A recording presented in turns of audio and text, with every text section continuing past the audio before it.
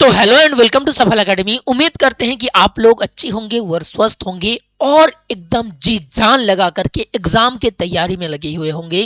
प्यारे बच्चों, आज हम लोग सोशियोलॉजी का सब्जेक्टिव जो भी आपका बोर्ड एग्जाम में लगने वाला है वही सब क्वेश्चन को मोस्ट वीवीआई आपका सब्जेक्टिव को क्लियर करेंगे। यानी कि सोशियोलॉजी समाज शास्त्र जिनका भी है उनके लिए आज का ये क्लास बहुत बहुत ज्यादा इंपॉर्टेंट है, क्योंकि ऑब्जेक्टिव का आप लोगों का डर हम भगा दिए हैं। क्योंकि उसमें आप लोगों के लिए ऑब्जेक्टिव का मैराथन क्लास बहुत ही अच्छी तरीके से करवा दिया गया है और वो जो क्लास कर लेगा उसका ऑब्जेक्टिव उससे बाहर नहीं आने वाला है। जो ऑब्जेक्टिव आपको जो है एग्जाम में 50 करना पड़ता है वो आपका उसी क्लास से कंप्लीट हो जाएगा। आज हम लोग सब्जेक्टिव को क्लियर करेंगे और ऑब्जेक्टिव के लिए आप लोगों का 100 गेस पेपर भी करा दिया गया है, 100 क्वेश्चन करा दिया गया है। तो जो बच्चे हम लोगों के साथ जुड़े हुए हैं बाबू, सभी अपने दोस्तों को शेयर कीजिएगा, क्लास को लाइक कीजिएगा और नए नए जो भी बच्चे जुड़ेंगे जुड़े रहने के लिए थोड़ा सब्सक्राइब करके रखिएगा।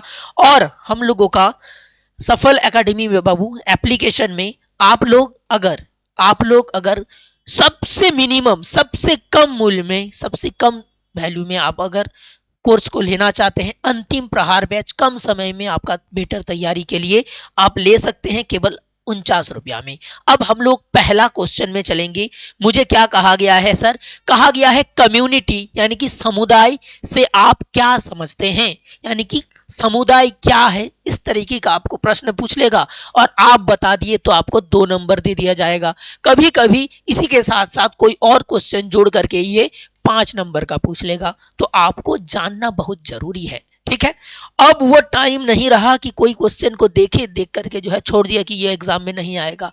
अब जो है एग्जाम में आने वाला क्वेश्चन को ही लेकर के आए हैं और यही सब क्वेश्चन आपका आएगा। चलिए, समुदाय व्यक्तियों का एक ऐसा समूह है जो एक निश्चित भौगोलिक क्षेत्र में निवास करता है और जिसमें हम भी अपना भावना को जो है हम भावना पाया जाता है। तो क्या होगा? तो आप समुदाय किसको बोलिएगा ना सर? समुदाय व्यक्तियों का एक ऐसा समूह है, यानी कि कुछ कुछ व्यक्ति कुछ कुछ लोग मिलकर के क्या बनाते हैं सर? समुदाय बनाते हैं। और ये एक ऐसा भावना है जो निश्चित भौगोलिक परिवेश में एक निर्दिष्ट इलाके में ये भावना पैदा होती है। एक निर्दिष्ट आपका इलाके के लोगों के अंदर ये समुदाय वाला भावना पैदा होती है जिसमें हम की भावना रहती है, यानी कि ये जो है हम लोग हैं। ये समुदाय में हम लोग आते हैं और हम लोगों का जो समुदाय है ये सबसे गरिमापूर्ण समुदाय है। इस तरीके का जब हम की भावना पैदा होगा उसी को हम लोग कहते हैं समुदाय, ठीक है। अब इस तरीके से समुदाय क्या है उसके बारे में बता दिए। अब इसका कुछ कुछ विशेषताओं के बारे में बता दीजिएगा तो आपका नोट्स एकदम पूरा फुल मार्क्स देने के लिए कंप्लीट हो जाएगा। देखिए, इसका विशेषता में सबसे पहले लिखना है पॉइंट्स देकर के, निश्चित भूभाग होनी चाहिए सर। समुदाय के लिए एक निश्चित क्षेत्र होना आवश्यक है जहां लोग साथ रहते हैं। क्या होना पड़ेगा? एक निश्चित समुदाय में एक निश्चित क्षेत्र होना पड़ेगा और यहाँ के लोग क्या होंगे सर? आवश्यक होगा कि लोग साथ में रहे, एक साथ रहे, ठीक है। ये पहला विशेषता हो गया। तब वो समुदाय कहलाएगा जब वो निश्चित क्षेत्र होगा और क्षेत्र में लोग जो है सर साथ रहेंगे। सामुदायिक भावना भी होनी चाहिए समुदाय के अंदर, समुदाय के लिए भावना भी होनी चाहिए। सदस्यों के बीच अब जो है अपनापन होनी चाहिए और एक दूसरे को सहायता करने की भावना भी होती है समुदाय के अंदर। तो सर पहली बार जो है उन लोगों के अंदर आपका समुदाय का भावना होनी चाहिए और साथ साथ एक क्षेत्र होनी चाहिए और क्षेत्र के लोग जो है एक साथ रहना चाहिए, तब उसको हम लोग समुदाय कहेंगे। उसके बाद क्या कहा गया है? समुदाय होने के लिए सर स्वतः विकास होता है। समुदाय क्या होगा? वो स्वतः रूप से अपने आप उसका विकास होगा। समुदाय किसी विशेष उद्देश्य के लिए बनाया नहीं जाता है, यानी कि कोई आपका विशेष उद्देश्य का पूर्ति के लिए ये समुदाय बनेगा नहीं, वो अपने अपने बनेगा, यानी कि स्वतः वो विकास किया होता है। बल्कि इसका विकास समय के साथ साथ अपने आप हो जाता है। ठीक है, उसको कोई बनाता नहीं है। जैसे बाजार को कोई नहीं बनाता है, उसी तरीके से समुदाय एक ऐसा चीज है जो अपने आप बनता रहता है। उसके बाद बोलिएगा सामान्य जीवन, समुदाय के सदस्य किसी भी एक लक्ष्य के लिए नहीं बल्कि अपना पूरा सामान्य जीवन, खाना पीना, रीति रिवाज को एक साथ आपका जो है व्यतीत करते हैं। यानी कि आप जिस समुदाय में रहिएगा उस समुदाय के जितने भी लोग होगा सब एक साथ एकजुट होकर के अपना काम को करता रहेगा, तब उसको हम लोग समुदाय कहेंगे। तो आपको पूछा गया था कि सर समुदाय क्या है ये बताइए, तो समुदाय का आप संज्ञा दे दिए। ठीक है, यहाँ आप समुदाय का संज्ञा बता दिए और एक विशेषता बोल दीजिएगा कि सर निश्चित भूभाग होनी चाहिए। दूसरे विशेषता में आएगा सामुदायिक भावना होनी चाहिए।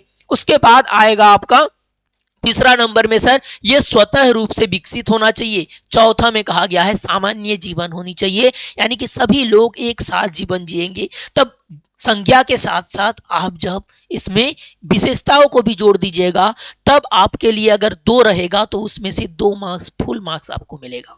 ठीक है, अगर बढ़िया से नहीं लिखिएगा तो एग्जामिनर आपको सोचेगा कि ये बच्चा जो है पढ़ाई लिखाई नहीं किया है, ऐसे ही आपका एग्जाम देने के लिए आ गया है। तो आपका कंटेंट एकदम बढ़िया होनी चाहिए, नोट्स एकदम जिससे लिखिएगा एकदम बहुत ही बेहतरीन होनी चाहिए, तभी आपको जो है फुल नंबर मिलेगा। और फुल नंबर मिलेगा तभी आपका जो 450 प्लस का सपना है ये सपना आपका पूरा हो पाएगा, नहीं तो ये सपना तो सपना ही रह जाएगा। नेक्स्ट क्वेश्चन हम लोगों को पूछा गया है उपनिवेशवाद यानी कि कॉलोनियलिज्म से आप क्या समझते हैं। तो उपनिवेशवाद क्या है ये बताना है। सबसे पहले उपनिवेशवाद वो विचारधारा या व्यवस्था है जिसमें एक शक्तिशाली देश जैसे ब्रिटेन हो गया, ठीक है, किसी दूसरे कमजोर देश जैसे हम लोगों का भारत है, इस कमजोर देश पर अपना राजनीतिक, आर्थिक और सामाजिक नियंत्रण स्थापित कर लेता है। ठीक है, तब उसको हम लोग क्या कहेंगे, उपनिवेश कहेंगे। ठीक है, संसाधनों का दोहन होता रहेगा। ये जो आपका शक्तिशाली देश है, ये शक्तिशाली देश जैसे आपका ब्रिटेन हो गया, ये क्या करेगा, कमजोर देश का जितनी भी संसाधन है, जितनी भी खनिज संपदा है, उसको दोहन करेगा, लेकर के अपना जो है इलाके में चला जाएगा, अपना देश में लेकर के चला जाएगा। उसी को हम लोग कहेंगे उपनिवेशवाद।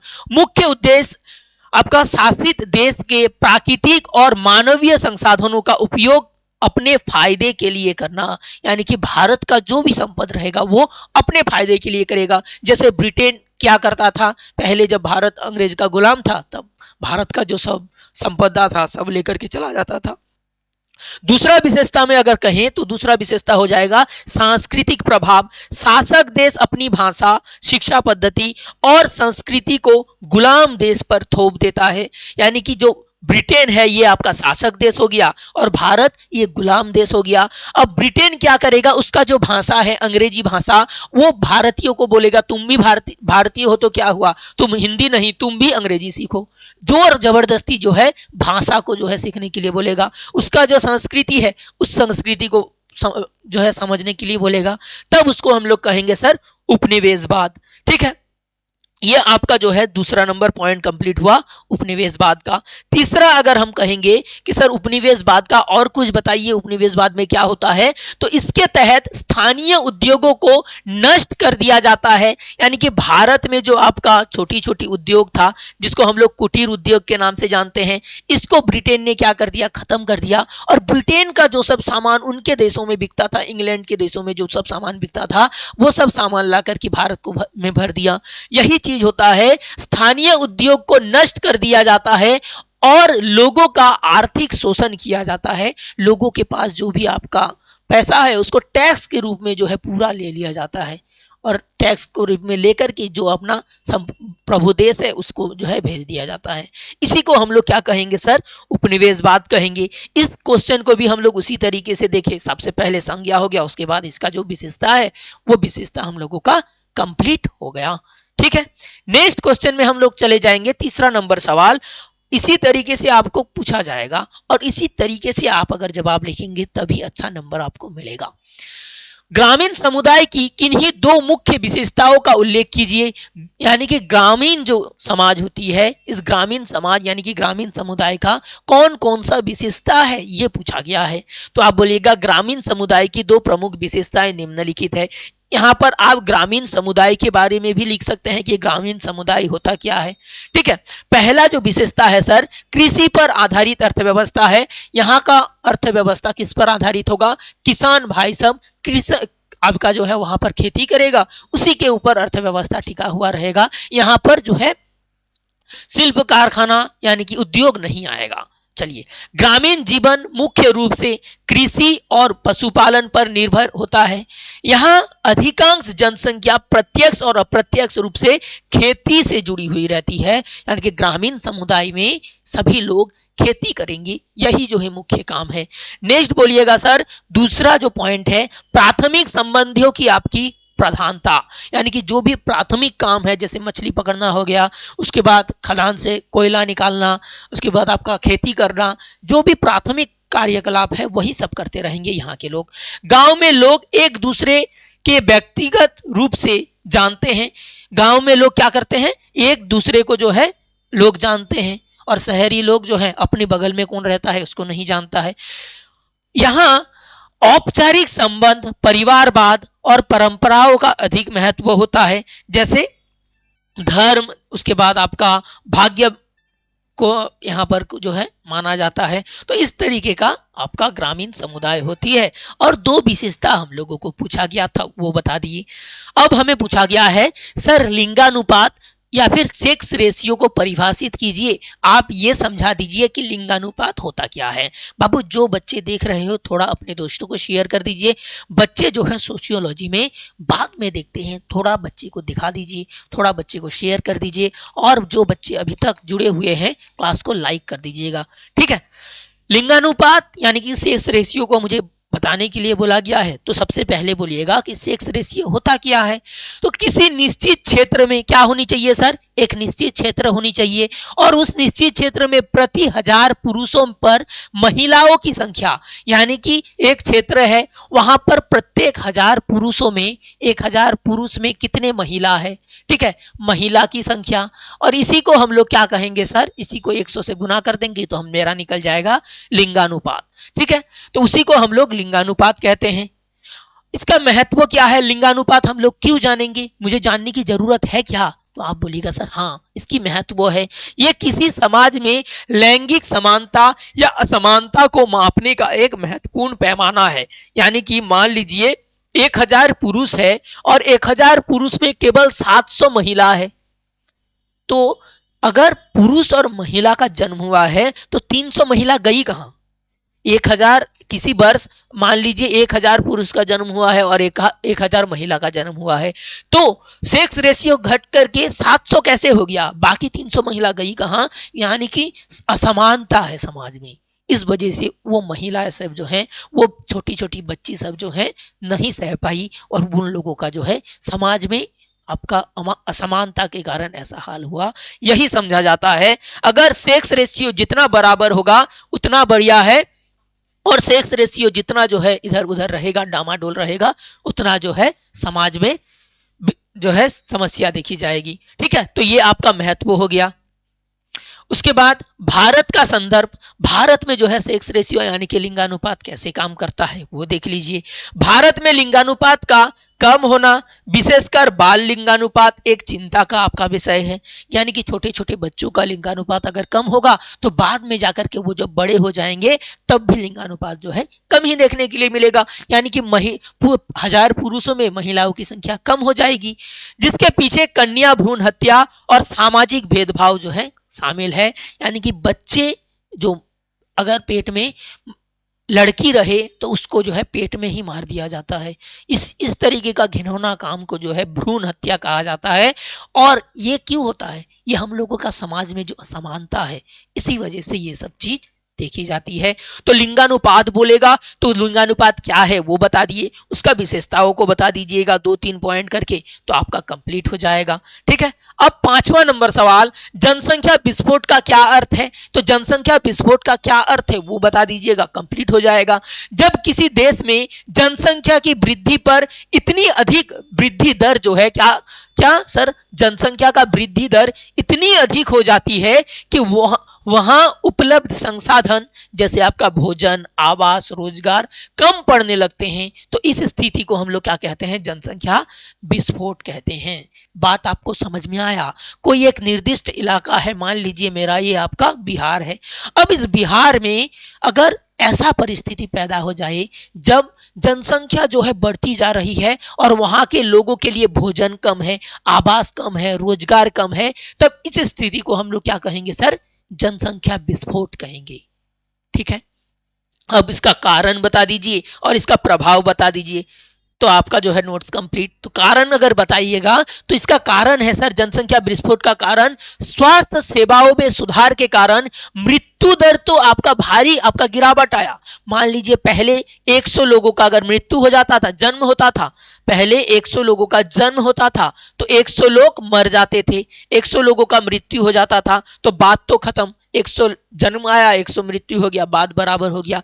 लेकिन हम लोग जो है चिकित्सा व्यवस्था को इतना बढ़िया कर दिए, तो जन्म दर क्या होगा सर? जन्म दर जैसा था वैसा ही रहेगा, लेकिन मृत्यु दर चिकित्सा व्यवस्था बढ़िया होने के कारण मृत्यु दर क्या होगा सर? कम हो जाएगा। यानी कि स्वास्थ्य सेवा बढ़िया होने के कारण लोग जो है कम मरने लगेंगे। पहले स्वास्थ्य व्यवस्था सही नहीं था तो कैंसर होने पर लोग जो है मर जाते थे, सांप काट लेने से लोग मर जाते थे, कुछ हो जाता था तो लोग मर जाता था। लेकिन अभी स्वास्थ्य व्यवस्था बढ़िया हो गया है, इस वजह से जन्म दर सर जो है आपका जैसा है वैसा है। जन्म दर तो ठीक है लेकिन मृत्यु दर कम हो गया है। यानी कि पहले अगर 100 जन का जन्म होता था तो अभी जो है आपका 100 जन मृत्यु होता था, लेकिन अभी जो है 90 लोगों का मर रहा है। यानी कि हर साल सर 10 लोग रह जा रहे हैं।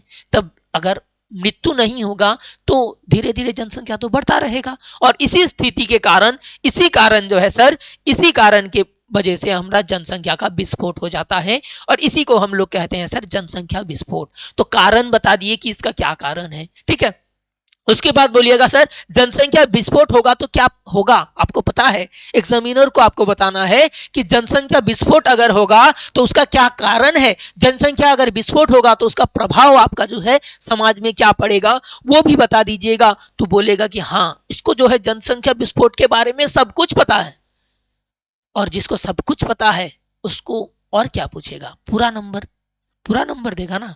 चलो, प्रभाव क्या है सर? इसमें गरीबी, बेरोजगारी, कुपोषण और पर्यावरण प्रदूषण जैसी समस्याएं उत्पन्न होती है। यानी कि एक जगह है जहां पर 1000 लोगों का रहने के लिए एकदम बढ़िया व्यवस्था हो सकता था, और वहां पर ठूस ठूस के जो है सर आपका जो है 10,000 लोगों को भर दिया गया, 10,000 लोगों को।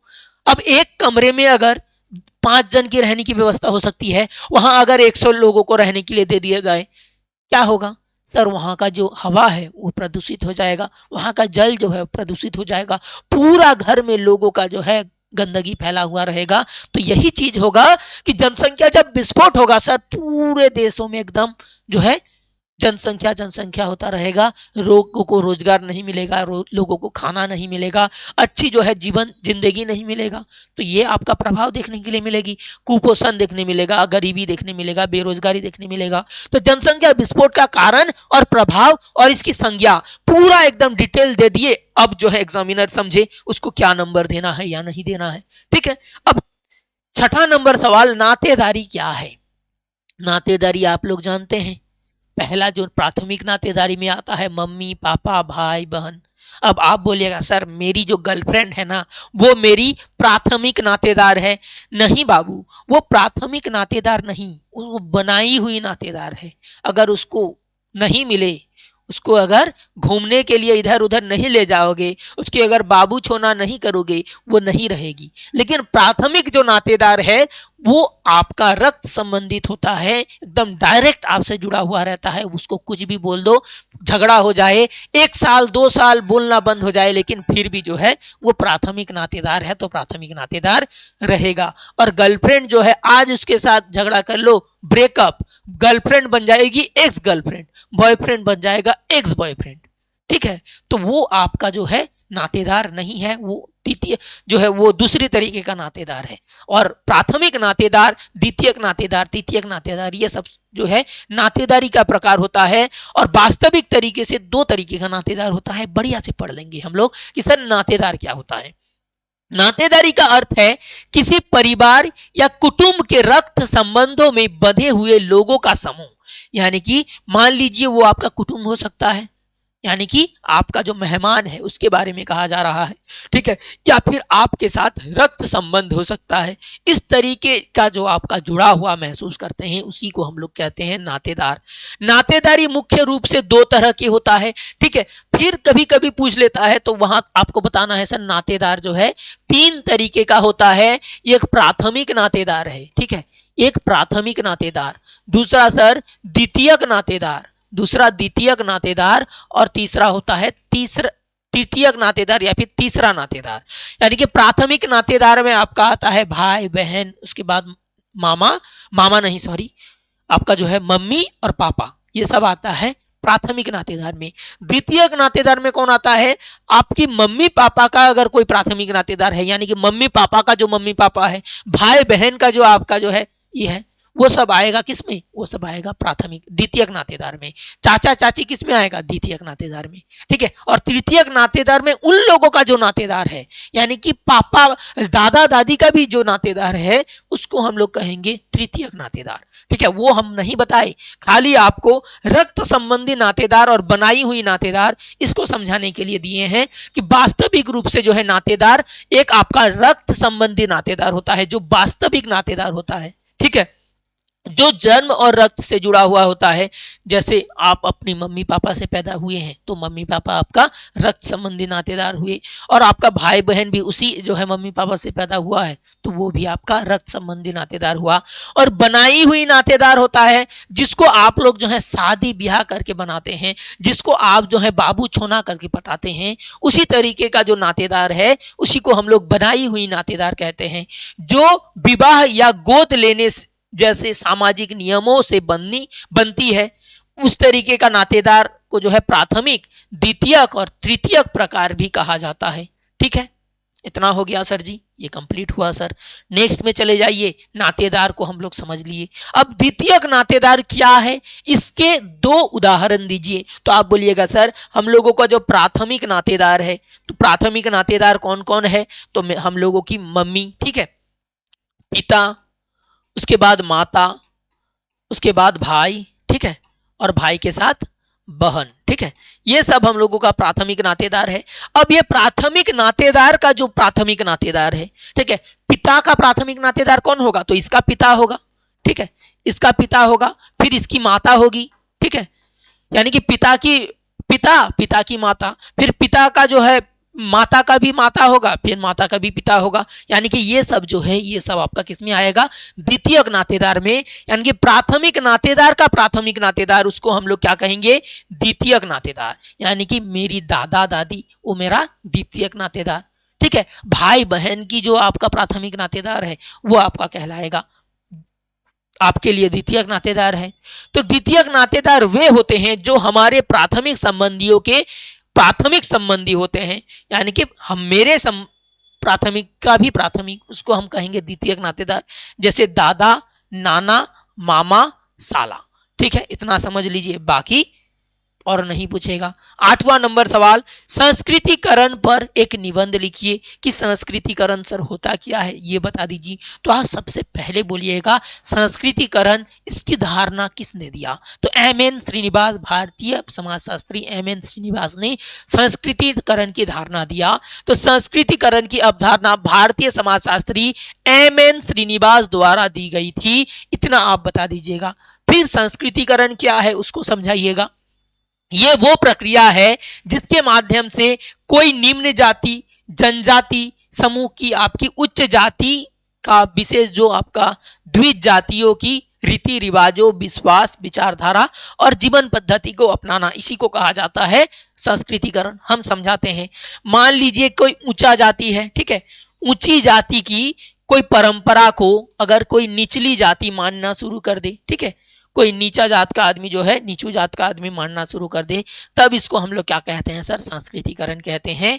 यानी कि कोई जनजाति है, वो जनजाति समाज का आदमी अगर ऊंचे जाति का परंपरा को मानने लगेगा तब हम लोग इसको कहेंगे सर संस्कृतिकरण।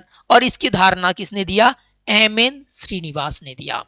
उद्देश्य को समझ लेंगे कि संस्कृतिकरण आदमी क्यों करता है, ऊंचे जातियों की परंपरा क्यों मनाता है। तो इसका उद्देश्य है, मुख्य उद्देश्य सामाजिक पदानुक्रम में अपनी वर्तमान स्थिति को ऊंचा उठाना, यानी कि समाज में आपका जो स्थिति है उस स्थिति से भी आप अपने आप को जो है वर्चस्वशाली बनाना चाहते हैं, तब जो है आदमी संस्कृतिकरण को अपनाता है, यानी कि ऊंचे जाति का जो परंपरा है उसको अपनाने लगता है। ठीक है, महत्व क्या है, इससे क्या मिलता है, फल क्या मिलता है, तो आप बोलिएगा सर यह प्रक्रिया दिखाती है कि भारतीय जाति व्यवस्था पूरी तरह से स्थिर नहीं है, यानी कि जाति व्यवस्था जो है पूरी तरीके से स्थिर नहीं है। तो एक आपका शब्द है जाति जो है आपका स्थिर वर्ग है, ये किसने कहा, तो मजुमदार मदन ने कहा, ये पूछा जाता है ऑब्जेक्टिव में।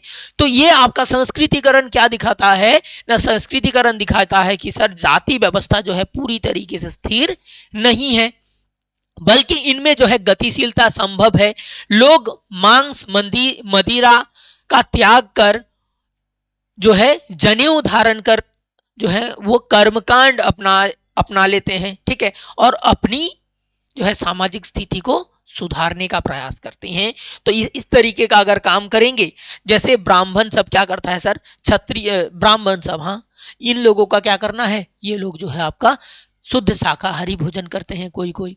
ठीक है, अब उनका जो परंपरा है सर उसको हम अपना लिए, ऊंचे जात का परंपरा को हम अपना लिए, तो हम क्या बन जाएंगे सर, हम भी जो है संस्कृतिकरण की अवधारणा को अपना लिए, और इसी को कहा जाता है आपका संस्कृतिकरण, ऊंचे जात की परंपरा को अपना लेना। ठीक है, इस तरीके से लिखिएगा बाबू, बढ़िया रहेगा।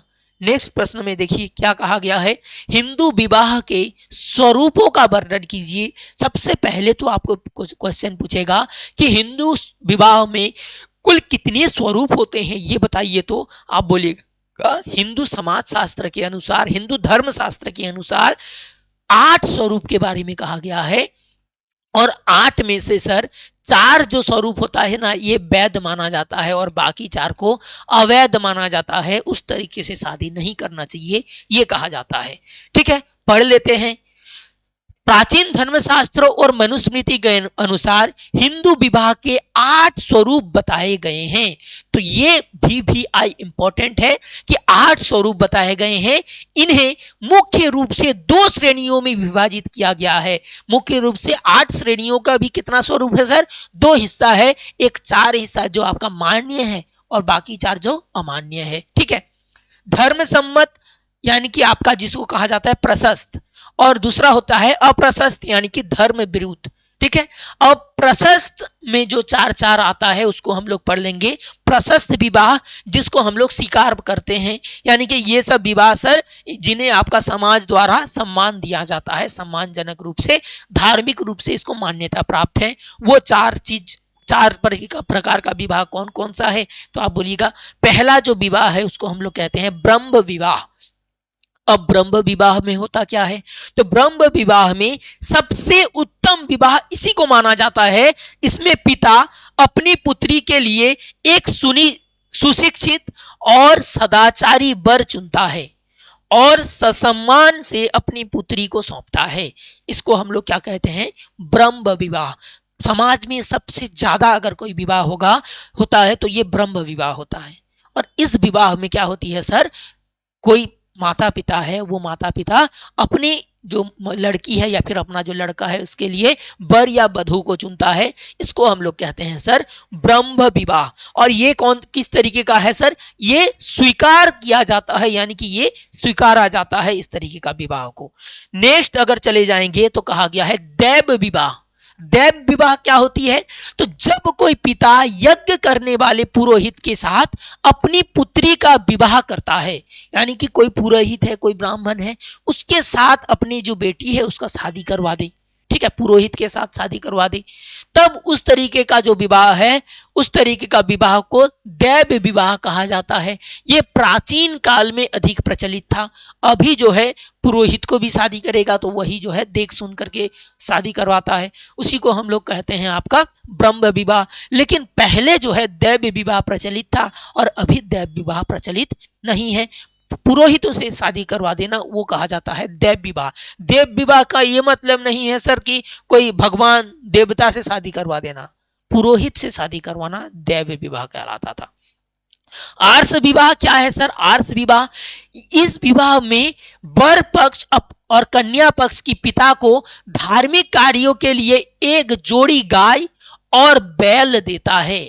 बढ़िया से ध्यान दीजिए, पूछा जाता है कि एक जोड़ी गाय और एक जोड़ा बैल देकर के शादी करवा देना ये कौन से विवाह का प्रकार है? तो फट से आप लगाइएगा सर, आर्ष विवाह में इस तरीके का देखा जाता है, एक जोड़ी बैल और एक जोड़ी गाय देकर के जो है शादी करवा दिया जाता है।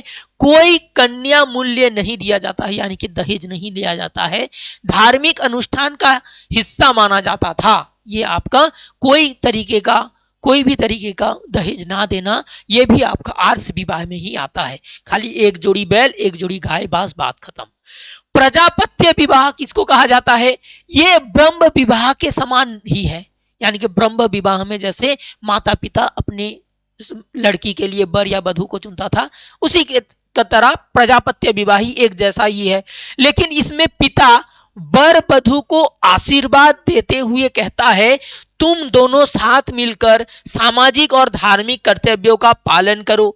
इसमें सादगी पर आपका जोर दिया जाता था, इनमें जो है पैसा कौड़ी कुछ नहीं दिया जाता था, खाली अपनी लड़की को जो है लड़की के हाथ में दे दिया जाता था और आशीर्वाद दे दिया जाता था, भैया दहेज के रूप में तुम्हें आशीर्वाद दे रहे हैं, तुम लोग साथ में अपना जो है जीवन को बसर करो। इस तरीके का विवाह को हम लोग क्या कहते हैं? प्रजापत्य विवाह। और प्रजापत्य विवाह से अगर प्रश्न होगा तो ये लाइन से पूछेगा तुम दोनों साथ मिलकर सामाजिक और धार्मिक कर्तव्यों का पालन करो, यानी कि सामाजिक और धार्मिक कर्तव्यों का पालन करने के लिए जो विवाह दिया जाता है उस विवाह को क्या कहा जाता है?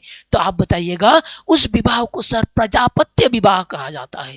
ठीक है, समझ में आ गया। अब चलते हैं नेक्स्ट में। यह आपका 4 प्रकार हुआ जो आपका स्वीकार्य स्वरूप है, और बाकी जो 4 प्रकार है सर वो स्वीकार्य नहीं है, और उन चारों को भी हम लोग देख लेंगे। ठीक है, बढ़िया से देखिएगा, क्योंकि ये क्वेश्चन आपको जो है 5 नंबर में पूछेगा, और 5 नंबर में जो आपको जो क्वेश्चन पूछेगा उसको बढ़िया से लिखना पड़ेगा कि नहीं बाबू? बढ़िया से लिखना पड़ेगा ना। और ये क्वेश्चन बहुत बार आया है, और आपका एग्जाम में आ जाए तब बैठे बैठे हाथ मलिएगा है। चलो, अप्रशस्त यानी कि अस्वीकार्य स्वरूप कौन कौन सी है? तो इसमें भी आपका सर 4 है। इन विवाह को समाज में निम्न श्रेणी माना जाता है, और इसकी में जो है बल के द्वारा धन दे करके या फिर अनैतिक तरीके का प्रयोग करके जो है उससे विवाह कर लिया जाता है। मान लीजिए कोई लड़की जा रही है रास्ते से, आप गए, उठा लिए, गोद में ले जा करके जो है उसको चुरा करके शादी कर लिए, ये मान्यता थोड़ी है, ये मान्य नहीं है ना। मान लीजिए आप जो है रास्ता में जा रहे हैं, कोई लड़की पसंद आ गई, आप क्या किए, उसके बाप के मुंह में जो है करोड़ों रुपया फेंक करके मारे और उसकी लड़की को शादी कर लिए, धन दे करके शादी कर लिए, ये मान्य थोड़ी है, ये भी माना नहीं जाएगा। तो इस तरीके का जो विवाह होती है वो सबको हम लोग अस्वीकार्य विवाह में रखते हैं। उसी को हम लोग जो है असुर विवाह, गंधर्व विवाह, राक्षस विवाह, इस तरीके का विवाह में डालते हैं। चलिए, असुर विवाह किसको कहते हैं वो समझ लीजिए। सबसे बढ़िया, जब वर पक्ष कन्या पक्ष के पिता या रिश्तेदार को धन या फिर कन्या मूल्य दे करके कन्या को खरीदता है तो उसे हम लोग कहते हैं असुर विवाह। यानी कि पैसा दे करके, आपके पास बहुत पैसा है, लड़की को खरीद लीजिए, शादी कर लीजिए, उसको हम लोग क्या कहेंगे? असुर विवाह कहेंगे। ठीक है। गंधर्व विवाह, जो विवाह करने का सपना सभी का रहता है, भैया आप प्रेम करेंगे और शादी करेंगे, और ये सपना जो है बाबू, सपना धरा का धरा रह जाता है। भैया ये सब नहीं करो, ये सब चीज जो है अस्वीकार्य स्वरूप में आता है, ये समाज के द्वारा स्वीकार नहीं किया जाता है। हंसेगा लोग तुम्हारे ऊपर, तुम जब कोई लड़की को अपना घर में ले आओगे। ठीक है, ये वर्तमान में लव मैरिज के नाम से आपका जाना जाता है, लव मैरिज का समान है। इसमें माता पिता की सहमति के बिना, अब मम्मी पापा के सहमति के बिना शादी कर लेना ये कोई अच्छी बात थोड़ी है। चलिए, और वधू अपनी इच्छा और प्रेम के आधार पर जो है एक दूसरे को चुनते हैं। यानी कि लड़का, भैया तुम्हारे बिना हम जी नहीं पाएंगे, और लड़की कहेगी तुम्हारे बिना तो हम क्या करेंगे, तुम्हारे बिना तो एक पल नहीं जी पाएंगे। तो इस तरीके का जो प्रेम विवाह होती है उसको हम लोग कहते हैं गंधर्व विवाह। राक्षस विवाह किसको कहेंगे? इसमें कन्या की इच्छा के विरुद्ध उसका अपहरण, यानी कि कन्या का इच्छा नहीं है, उसका मन नहीं है, जैसे आपका साउथ का मूवी में होता था, पुराना पुराना जो मूवी है, जोर करके जो है जबरदस्ती उठा करके लेके आया और ला करके जो है शादी कर लिया। उस तरीके का विवाह में कन्या के इच्छा के विरुद्ध अपहरण करके, किडनैप करके अगर शादी कर लिया जाए, उसको जो है बलपूर्वक विवाह या फिर राक्षस विवाह कहा जाता है। ठीक है, इस सबसे आपको प्रश्न पूछेगा। और पिशाच विवाह किसको कहेगा, तो सबसे निम्न और निकृष्ट श्रेणी का विवाह यही विवाह है। इसमें सोई हुई या फिर नशे में धुत, मानसिक रूप से जो है अस्वस्थ स्त्री के साथ जो है छल या दुष्कर्म करके विवाह कर लिया जाता है। यानी कि कोई महिला है जो सोई हुई है, उसी को जाकर के जो है लगा दिया, मंगलसूत्र पहना दिया, और जो है क्या कहा जाता है उसको, अरे इस तरीके से जो सिंदूर, हाँ सिंदूर लगा लिया, बोला शादी हो गया। तो उस तरीके का जो छल कपट करके जो है सोया हुआ नींद में, निद्रा की अवस्था में शादी करवा दिया जाए, नशे की अवस्था में शादी कर ले, उसको हम लोग कहेंगे पिशाच विवाह। और सबसे निकृष्ट तरीके का अगर कोई विवाह है सर, यही पिशाच विवाह है। धोखे से शादी कर लेना। आपको पूछेगा धोखे से शादी कर लेना कौन से विवाह के अंदर आता है, बोलिएगा सर उसी पिशाच विवाह में आता है। उस तरीके का आदमी दुनिया में होना जरूरी थोड़ी है, उस तरीके का आदमी का दुनिया में होने की जरूरत है ही नहीं। चलो 10वां नंबर सवाल, बहिर्विवाह क्या है, तो बहिर्विवाह वो सामाजिक नियम है जिसके अनुसार एक व्यक्ति को अपने स्वयं के समूह, जैसे आपका गोत्र, प्रवर या फिर कुल से बाहर विवाह करना अनिवार्य होता है। अपने ही समूह के भीतर विवाह करना इस नियम के तहत वर्जित माना जाता है। यानी कि बहिर्विवाह, मान लीजिए आप किसी गोत्र से आते हैं, ठीक है, अब आप अपने गोत्र के किसी से शादी नहीं कर सकते हैं, जो हिंदू विवाह में होता है। आपको अगर शादी करना है तो दूसरे गोत्र में शादी करना पड़ेगा सर। ये अपना गोत्र में शादी नहीं कर पाएंगे, इसको जो है दूसरे का गोत्र में शादी करना पड़ेगा, तब उसको हम लोग क्या कहेंगे सर, बहिर्विवाह कहेंगे। ठीक है, यानी बहिर्विवाह यानी कि बाहर में जाकर के विवाह कर लेना नहीं, गोत्र के बाहर अपने गोत्र को छोड़कर के किसी दूसरे गोत्र के लोगों को से शादी करवाना। बहिर्विवाह का प्रमुख क्या क्या कारण है, तो पहला जो कारण आता है जैविक कारण। वो क्या है सर, इसका प्रमुख कारण में से जैविक कारण अगर देखेंगे, जो साइंटिफिक रूप से प्रूव है, निकट संबंधियों से या फिर एक ही रक्त समूह से विवाह करने से संतानों में आनुवांशिक बीमारियां होने की खतरा रहती है। यानी कि मान लीजिए आप अगर अपने, ऐसा तो होता नहीं है समाज में, अगर कोई बहन है उसके भाई से शादी कर ले, या फिर कोई भाई है बहन से शादी कर ले, तब अपने रक्त संबंध से शादी हो गया, तो इस तरीके का अगर शादी होगा तब जो है बीमारी पैदा होने की खतरा रहती है। और ये बीमारी पैदा होने की अगर खतरा रहेगा तो ऐसा शादी मत करो। इसी तरीके का विवाह करो जो अपना गोत्र में नहीं दूसरे का गोत्र में हो, तो उसको हम लोग कहेंगे बहिर्विवाह। ठीक है, सामाजिक विस्तार, दूसरे समूह में अगर विवाह करने से नए सामाजिक संबंध बनते हैं। अगर आप अपने अपने के अंदर शादी करने लगे तो अपना सामाजिक संबंध बनेगा कैसे, नया आपका कुटुंब बनेगा कैसे, नया आपका मेहमान बनेगा कैसे। तो नया मेहमान बनाने के लिए ये बहिर्विवाह का सिस्टम है। ठीक है, दूसरे समूह में विवाह करने से नए सामाजिक संबंध बनते हैं, जिससे विभिन्न समूह के बीच एकता और सहयोग बढ़ता है। तो इस तरीके का जो है कारण के लिए, ये सब कारण के लिए हम लोग क्या करते हैं सर, बहिर्विवाह करते हैं। आनुवांशिक कारण है भैया, कोई भी आपका रोग ना फैले। बाकी दूसरा जो कारण है वो आपका जो है मेहमान का विस्तार करना। जितने अलग अलग जगह में शादी करेंगे उतना जो है सर अपना मेहमान बढ़ता जाएगा। ठीक है, दूसरा देखते हैं 11वां नंबर सवाल, कहा गया है जनसंचार। जनसंचार के दो महत्वों का वर्णन कीजिए। तो जनसंचार का दो महत्व का वर्णन कीजिएगा, तो पहले बोलिएगा सर जनसंचार होता क्या है, जनसंचार का अभी जो है महत्व क्यों है। तो जनसंचार आधुनिक समाज का एक अनिवार्य हिस्सा है। इसके 4 प्रमुख महत्व है।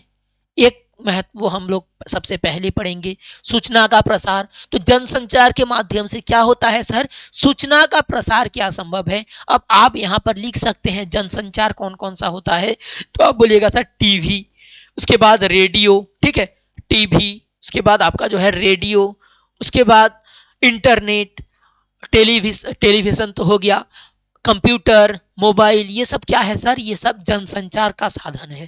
ठीक है, और इसके द्वारा क्या होती है? तो आप बोलिएगा सर सूचना का प्रसार होता है।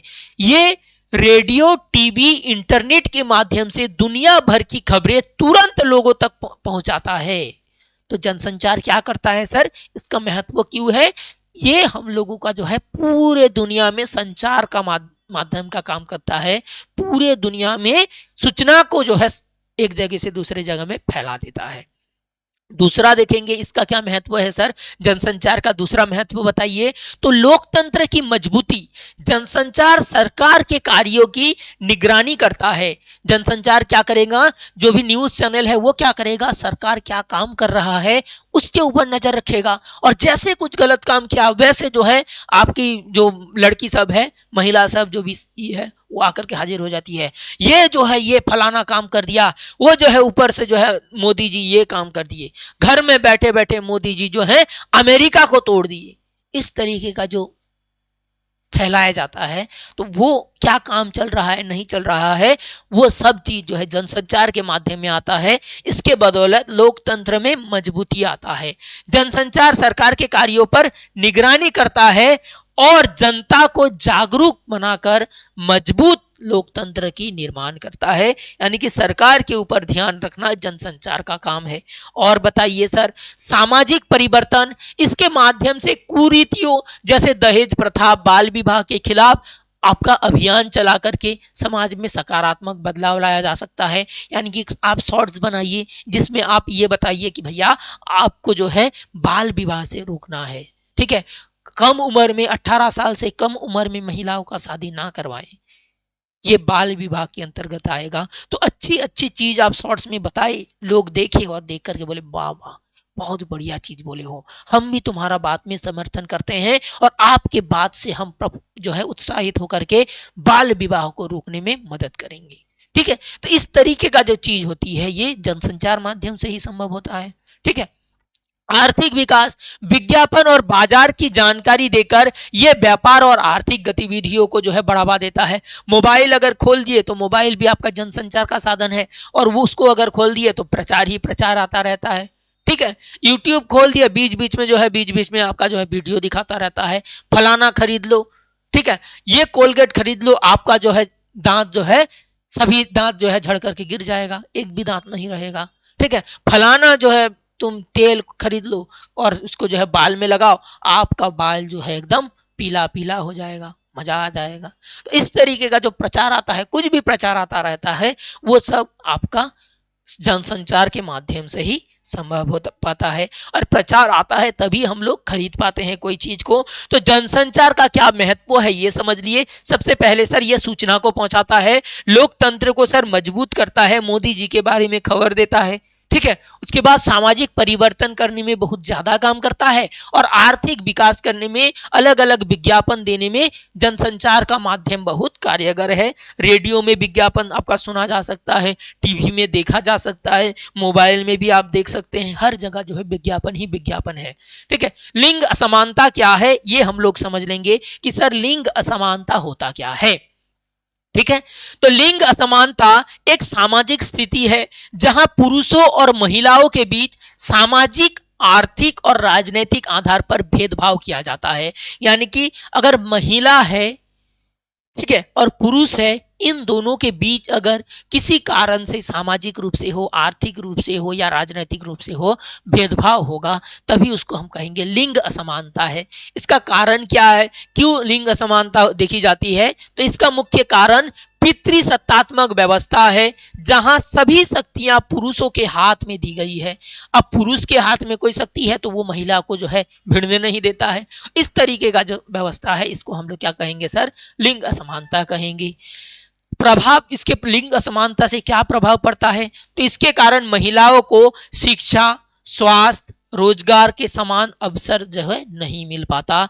यानी कि पुरुष शासित समाज अगर है तो महिलाओं को पढ़ने लिखने के लिए नहीं देगा, ऐसी बात नहीं है। अभी धीरे धीरे हम लोग जो है डेवलप कर रहे हैं, तो हर जगह की महिला भी आपका जागरूक हो रही है। सरकार भी जो है अलग अलग जो है योजना बना रहा है, जैसे बेटी बढ़ाओ बचाओ, बेटी जो है पढ़ाओ की योजना।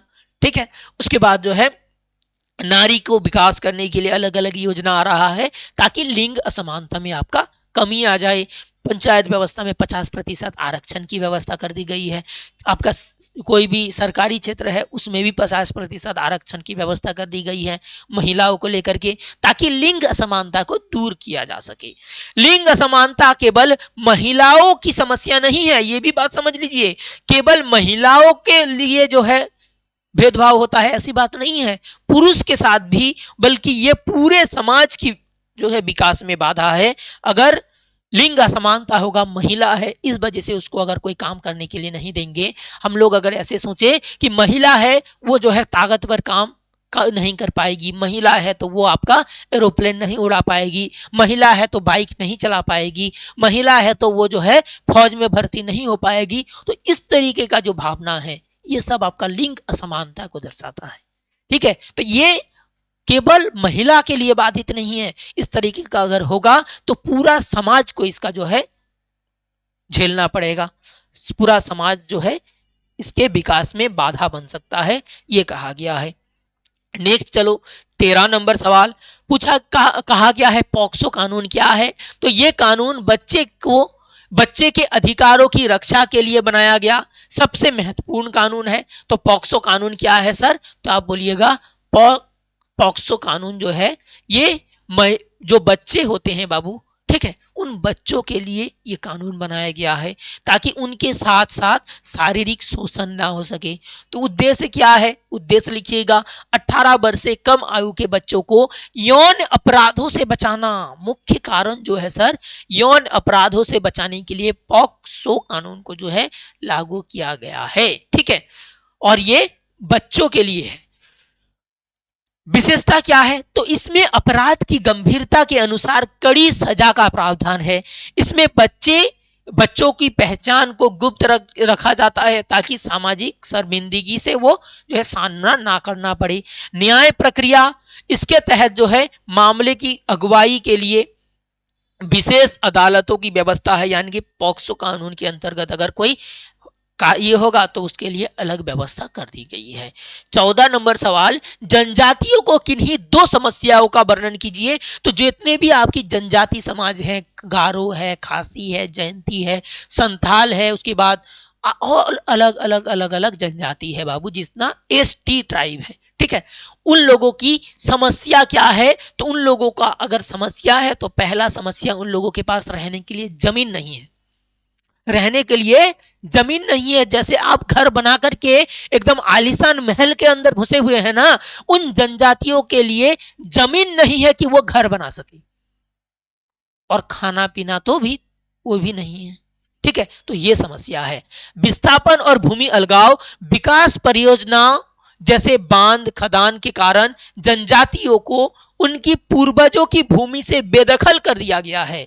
यानी कि कोई जगह है जैसे मध्य प्रदेश है बाबू, वहां पर आपका खदान है, लोहा का खदान है, और वहां से कोयला निकालने के लिए, लोहा निकालने के लिए जिस जगह में वो लोग रहते थे उन लोग जगह से जो है उन लोगों को भगा दिया गया।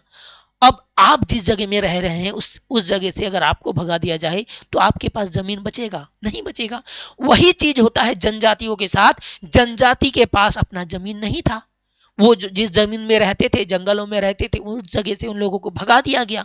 इस वजह से वो लोग इधर उधर छोटे छोटे झोपड़ियों में रहते हैं। ठीक है, ये एक तरीके का समस्या हो गया। दूसरा समस्या सर, पहचान का संकट, आइडेंटिटी क्राइसिस कहा जाता है। बाहरी संस्कृति के प्रभाव के कारण जनजातियों की अपनी जो भाषा है, अपना जो लोकगीत है, परंपराएं हैं, ये सब लुप्त हो रही है। हम लोग अपना परंपरा थोड़ी मानते हैं। हम लोग ज्यादातर जो परंपरा मानते हैं वो चीन का खाना को अपना लिए हैं। आपका जो पश्चिमी जितनी भी संस्कृति है उस तरीके का पोशाक पहनते हैं। हम लोग अपना पोशाक थोड़ी पहनते हैं। ये जो हम शर्ट पहने हैं यहाँ का थोड़ी है, भारत का संस्कृति ये थोड़ी था। ये हम लोग जो है कोट बूट सूट टाई वाई पहन करके जो है एकदम गर्मी में चले जाते हैं शादी दिलवाने के लिए। ये परंपरा हम लोगों का थोड़ी है। तो ये जो चीज है बाबू, ये सब हम लोग पश्चिमी परंपरा को अपनाएं। उसी तरीके से कहा गया है जनजातियों का भी अपना भाषा है बाबू। उन लोगों का संथाली भाषा है, उन लोगों का बोडो भाषा है, अलग अलग उन लोगों का भाषा है।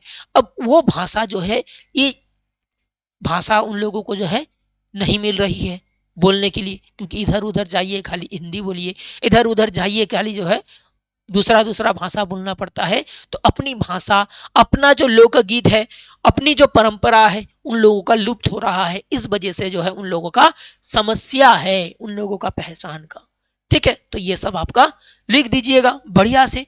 दो आपकी समस्या हो गया। तृतीयक नातेदार किसको कहते हैं? तो द्वितीयक नातेदार हम लोग पढ़ लिए।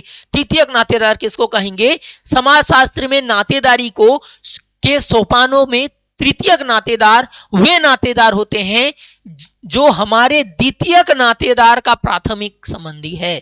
द्वितीयक नातेदार में कौन कौन आता है? द्वितीयक नातेदार में दादा आता है, दादी आती है, ठीक है, मामा आता है, मामा, उसके बाद जो है आपका नाना आता है और नानी।